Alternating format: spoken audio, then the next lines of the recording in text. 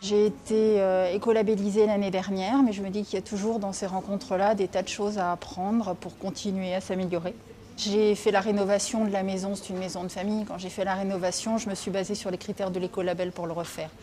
Donc ça a été quand même grandement facilité. Et j'ai attendu que ça fonctionne quelques années pour pouvoir présenter un dossier à l'écolabel.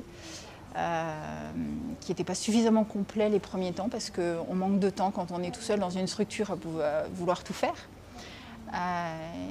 Et du coup, ça a été plus simple avec quelqu'un, une stagiaire en l'occurrence, qui est venue, qui m'a aidée et qui a fait que tout a vraiment été photographié, bien expliqué, parce qu'une petite structure n'a pas l'audit, donc c'est vraiment sur une présentation de dossier. Et c'était l'aboutissement en fait du travail que j'avais fait toutes ces années au préalable et lors de la reconstruction de cette maison. Voilà, donc l'écolabel, ça a été aussi non seulement un guide pour mettre toute la structure en état de consommer moins, de préservation de l'environnement, de rester dans la démarche locale, une intégration de l'habitat dans le local, une intégration des activités ou du moins rechercher des activités des partenaires qui restaient sur le côté écologique, vraiment des prestataires locaux qui connaissaient le territoire, des partenaires pour l'alimentaire, puisque je fais la table d'hôte, aussi locaux, traditionnels et à défaut agriculture biologique. Ça a vraiment été dans le concept de vie qu'on avait aussi, de faire partager notre environnement tel qu'il est et lui préserver tout son côté nature et calme.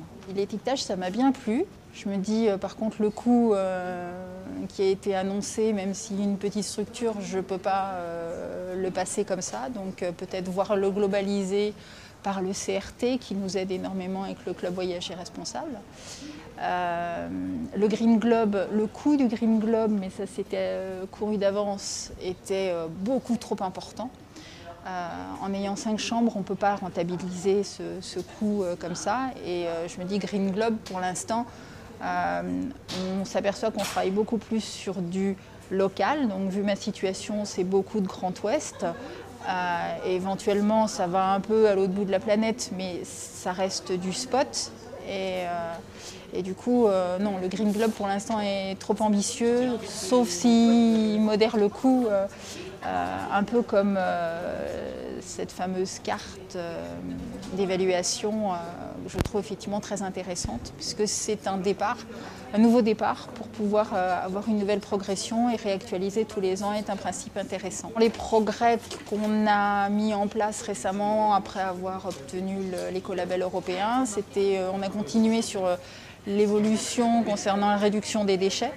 Donc on n'achète plus de bouteilles d'eau. J'aime bien avoir de l'eau gazeuse à la maison et pour mes clients, donc on a acheté la machine qui nous fait l'eau gazeuse, donc je ne balade plus de bouteilles. On fait les yaourts aussi à la maison, donc pareil, on a liquidé tout ce qui était pot de yaourt en suppression de déchets, et plus on a une fréquentation importante, effectivement, avec ces petits gestes-là, plus les déchets diminuent. Et moi, je me fatigue le dos à porter tout ça.